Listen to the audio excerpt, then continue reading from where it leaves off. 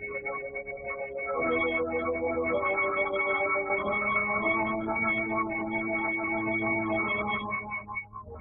knows what evil lurks in the hearts of men? The shadow knows. Once again, your neighborhood blue coal dealer brings you the thrilling adventures of the shadow, the hard and relentless fight of one man against the forces of evil. These dramatizations are designed to demonstrate forcefully to old and young alike that crime does not pay.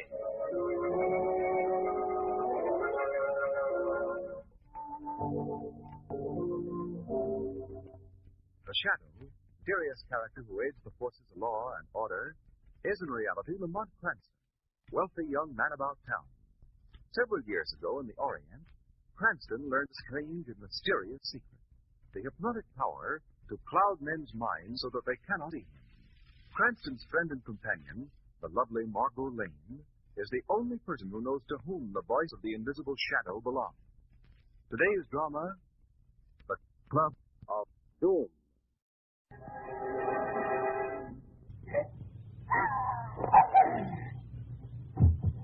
Tell him. Good Lord. I've killed him.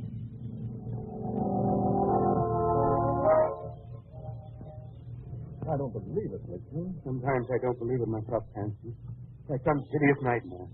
Any minute I expect to wake up and find I dreamed the whole thing. Then I see these bars. Why? Why did you do it? I wish I could tell you. You mean you don't know why you killed your wife? No, Cranston, I don't. That's the horrible part about it. I don't even remember killing her. Yet I know that I did. Do you remember what you were talking about just before it happened? Yes, I was telling her about having landed the Sherman account. Well, I suppose you were feeling quite elated over it. Elated isn't the word. I felt as if I could have licked the world. Next thing I knew, Helen was in my arms. Then, there's no getting away from the Cranston. I murdered my wife. According to law, Blakeslee, the state has to prove intent to kill before they can make out a case of first-degree murder. That just about fits me in the electric chair, Cranston. What do you mean? You see, I wanted to kill her.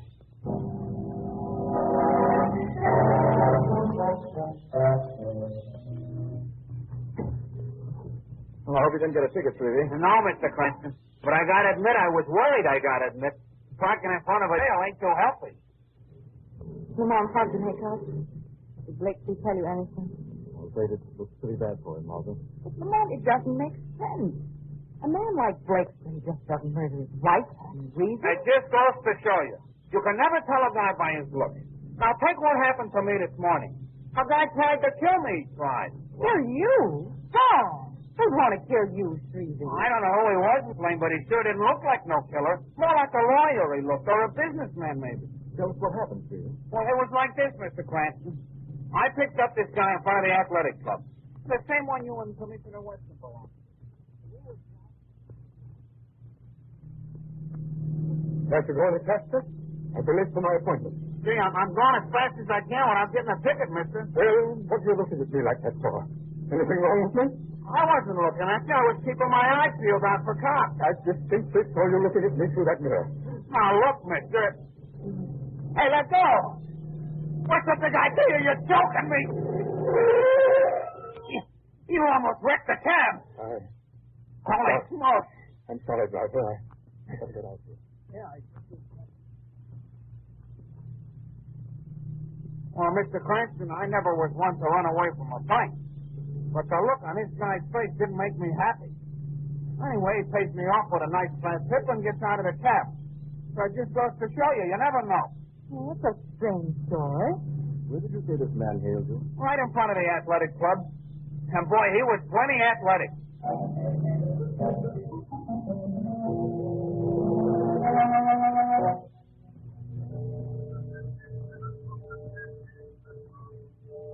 Yes, that's funny. The light's on in Mr. Randall's office. I'd better see who's in there. Oh, sorry, Mr. Randall. I didn't know you was working late. Yes, I have to catch up on some work. It looks like it might rain. I'd better close the windows if you don't mind. Sure, go ahead. I won't be long. We've been getting a lot of rain lately, haven't we? Well, I won't be bothering you any longer. I've got to be making the rounds. Mr. Randall, what's the matter? Mr. Randall, you choked me.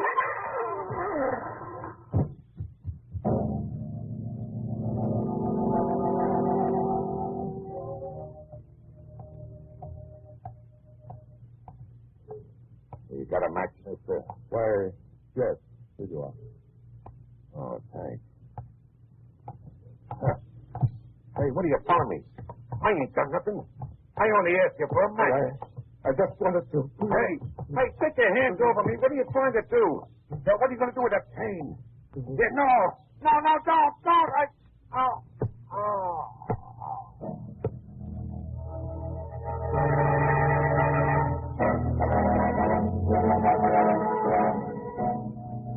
And now, ladies and gentlemen, I want to present our president, Gordon T. Truesdale. Thank you, Mr. Chairman. Friends, this is a big moment in my life, but it wouldn't be fair to let it pass without my giving credit to the man who has been the guiding hand behind our organization. I'm referring to the gentleman seated on my right, my partner and best friend, Joe Arthur. Thank you, Gordon. Joe and I have been together for a long time. Oh, look, George. You've got hold of We've had our ups. Why is he raising it? Down. What are you doing, Gordon? What are you doing?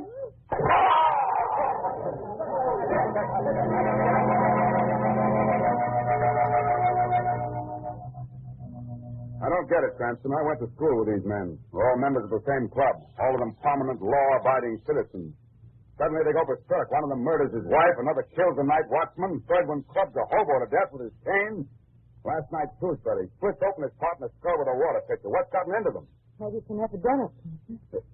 You can't be more helpful than that, Miss Lane. Margot may have something there, isn't it? Are you serious? An epidemic of murder? Not as fantastic as it sounds. Only that's not exactly what I have in mind. Oh, then you have something in mind. Would you let a very much concerned friend in on it? Gladly, Commissioner, as soon as I get a few more of the facts straight. The facts are clear enough, Cranston. It's the motive for these crimes that's keeping me up nights. You mean the lack of motive, don't you? Yes, that's what I mean. Special delivery for you, Commissioner. Oh, thanks. It's probably another headache. No, there's some mistake with that omelet, Commissioner. I deduced that that's the wedding invitation. Wonderful, Margot. Commissioner ought to swear you in as one of his deputies. I don't think he appreciates our sense of humor, Lamar. What is he?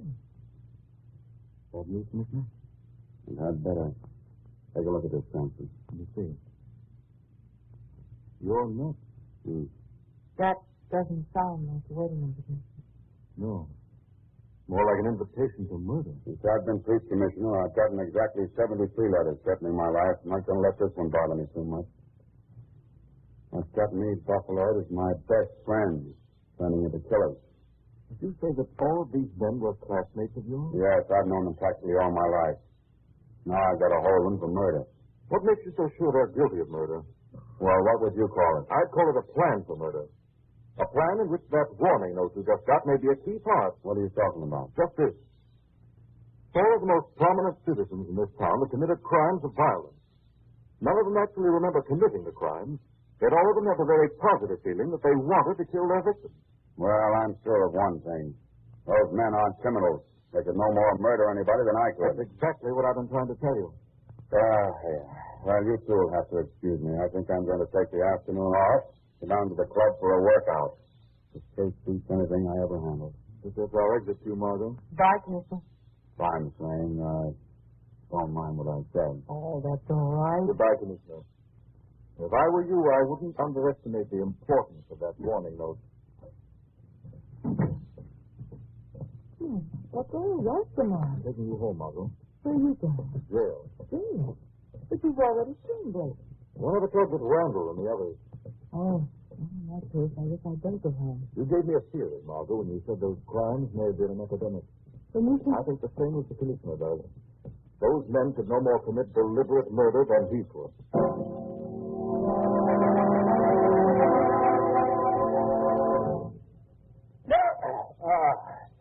That straightens out the kinks, eh, Commissioner? Yeah, that's fine, Joe. Thanks. I'll get the towel. Oh, never mind, Joe. Never mind. I'll get it.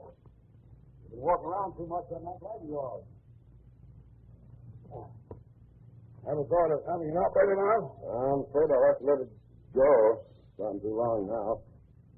You look worried, Commissioner. I am worried, Joe. If I can throw some light on these things, I'm going to have to send four of my best friends to the electric chair. Yes, I've been reading about it in the papers. What about those murders? They're all such fine men. What steam cabinets today, Commissioner? Oh, yes. Yes, you may as well give me the work. Yes.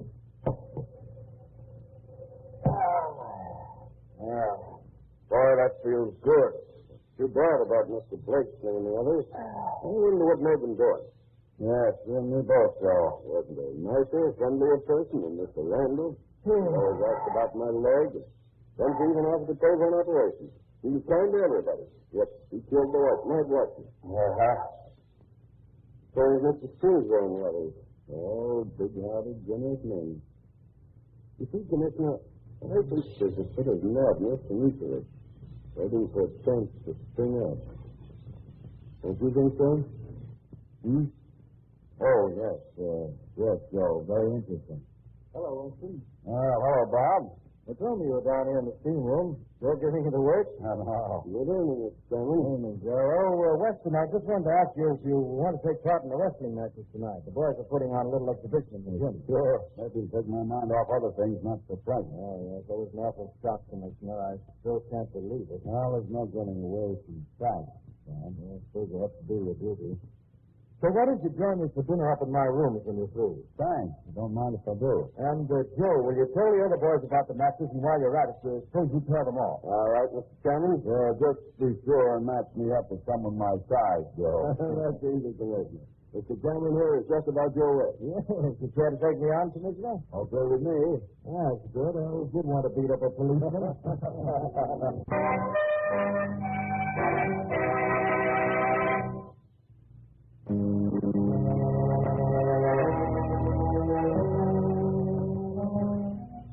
Suppose you tell me just how it happened, Commissioner. Horrible, Cranston. Cameron and I had on the mat a few seconds. First thing I knew, he went limp. I said something to him. He didn't answer. He was dead. Is the coroner been here yet? Yeah. Going to an autopsy, but it's a waste of time. I must have strangled. This is important, Commissioner. Tell me where you were and what you did from the time you got to the club until you went on the mat with Cameron.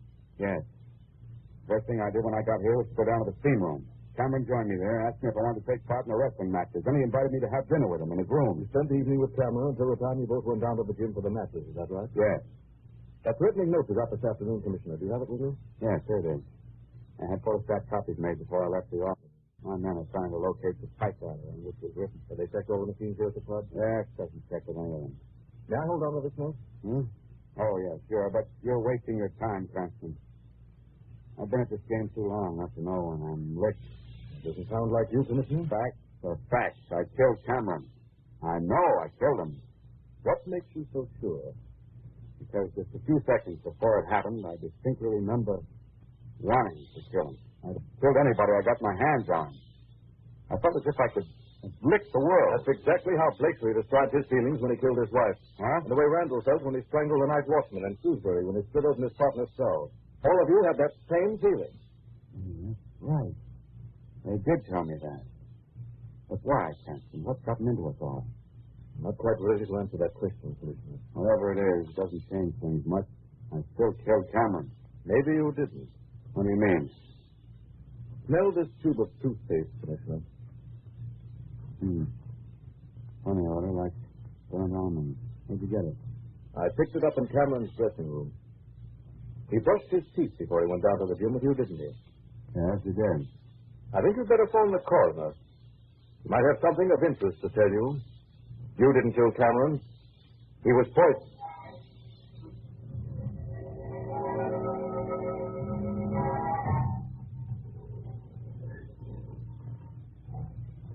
Hello. Hello. Mr. Cranston? Yes? You know a young lady by the name of Martha Lane? Yes, what's the matter? Has anything happened to her? She's been hurt. Where is she? She's in a private hospital.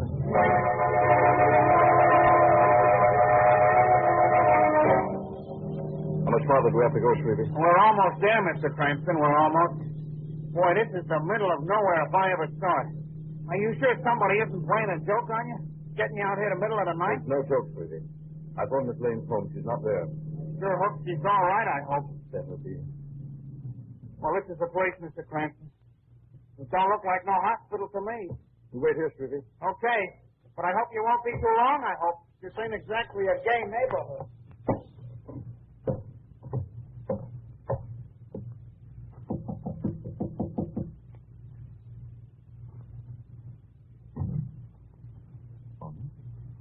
Door's open. Lights are on. Margot! Margot! Oh, Yes, but... well, a man phoned me and said that you've been hurt. Oh, I just received a similar call telling me you'd been hurt. Somebody got a boat out here on purpose. Let's get out of here quickly before... He's outside that window. Oh. Don't turn around. Caught the glint of a gun. Oh, no. He walked into a trap. We've got to act as if we didn't see him. It's our only chance. We're perfect targets for the light time. Man, I'm frightened. Work your way over to that light switch, and I'll walk towards the clock. We'll pretend to be looking around. When I say the word good time, you turn out the light. Well, Margaret, this place is nicely furnished, isn't it? Yes, it certainly is, you know. Look at that old grandfather's clock. Interesting looking antique, isn't it? Must be at least 100 years old. Yes, but it probably keeps good time. He's down there. I'm going after him. Oh, be careful, Lamont. Getting into the car. Mr. Cranston! Mr. Cranston! In here, sweetie. You all right, Margot? Mr. Yes. Cranston! I heard shooting, I heard. What's going on? Quick, sweetie, let's get out to the cab. Maybe we can still catch him. I heard a car starting, but I didn't hang around to see which way it went when that gun started popping. I beat it right in here, I beat it. Oh, no fun going on a wild goose chase. See what we can find in here. Turn on the light, Margot. Are you all right, Miss Lane? Yes, Susie, I'm more than a little scared. Don't you realize that we might both have been murdered just now? I'm afraid I was the intended victim. I You don't... and Trudy wait for me in the cab, Margot. Then have a look around this place. All right, Lamont, but please be careful. Our unknown friend didn't count on my coming out of this trap alive. That's an oversight likely to sit him right in the electric chair.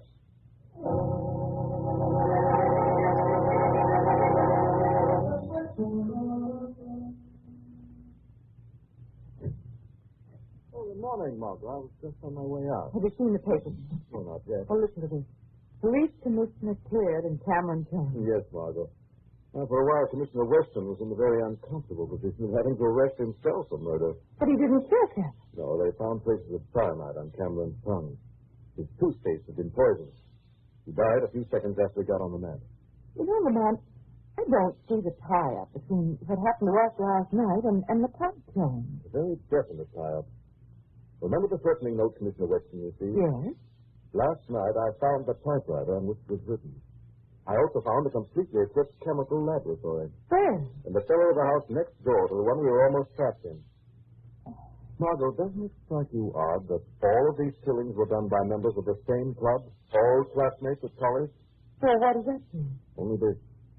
Someone is out to get these men, to get anyone who interferes with his plans. The man we're looking for is physically and probably mentally warped. How do you know that? I can't tell you just now, Margot. The Shadow has an appointment with a murderer.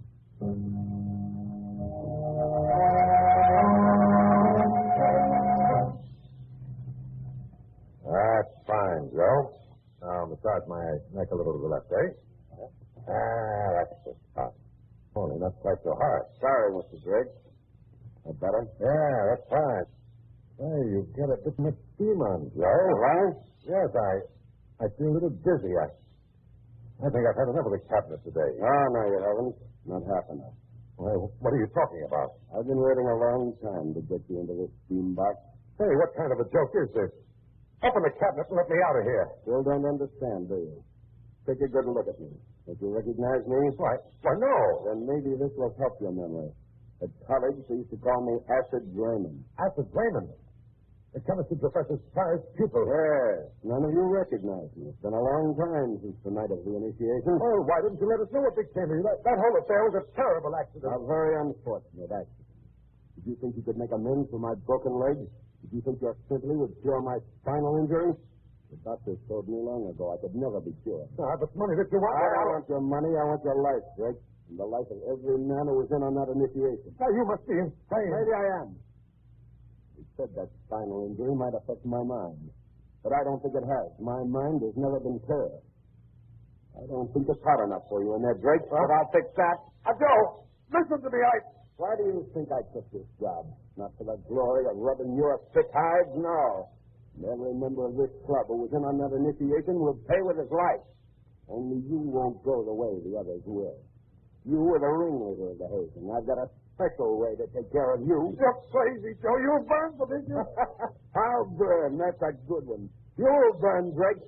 You'll roast alive in that steam box. Oh, no, he won't. That's his Raymond. Who's that? The steam. It went off by itself. No, it didn't, Raymond. The shadow turned it off. Oh, thank heaven. Somebody's coming. Mr. Barrow, Mr. Drake, leave this room. I'll deal with that, Raymond. You won't get out of this room alive. Quickly, Mr. Drake. Out that door. Now, Joe Raymond. Who are you? The shadow. Shadow? What do you want with me? Confession of your crime. You can't prove anything. Nobody can. They did the killing. You can't get away from that. You convicted yourself, Joe Raymond. Confess that you injected those club members with a powerful drug while they were in the steam cabinet. A drug that gave them first a terrific physical energy and caused them to commit murder. Yes, I did. I did it. Killing them off was too easy. I wanted to pit one against the other, have them murder each other, kill their wives, everything they loved. At school, I majored in chemistry. I made good use of that knowledge. They never suspected when I rubbed the backs of their necks what I was massaging into their system. You chose the wrong path, Joe Raymond. You tried to wipe out the accidental wrong that was done to you with crime, but you can't get away with it. Oh, yes, I can. Because you won't live to tell any tale, Shadow. Yes, Shadow. I've locked you in. I'm going to open all the steam valves, Shadow. The heat will take the skin right off your body.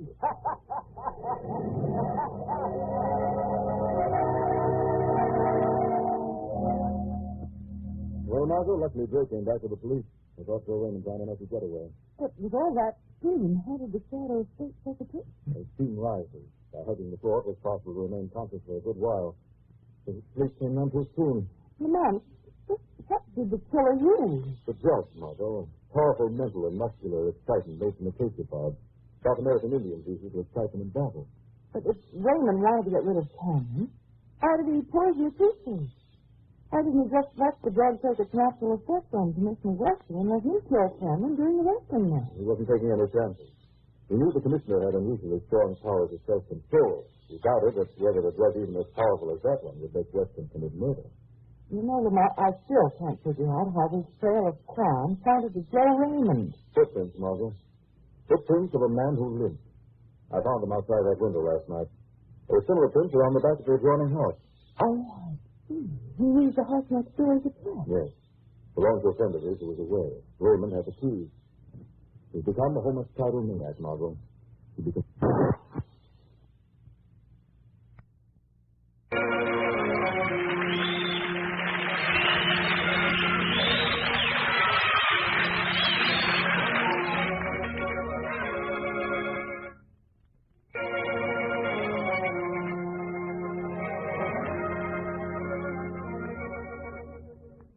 The Shadow program is based on a story copyrighted by Street and Smith Publications.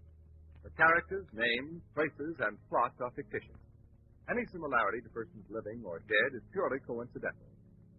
Again next week, the Shadow will demonstrate that the weed of crime bears bitter fruit. Crime does not pay. The Shadow knows.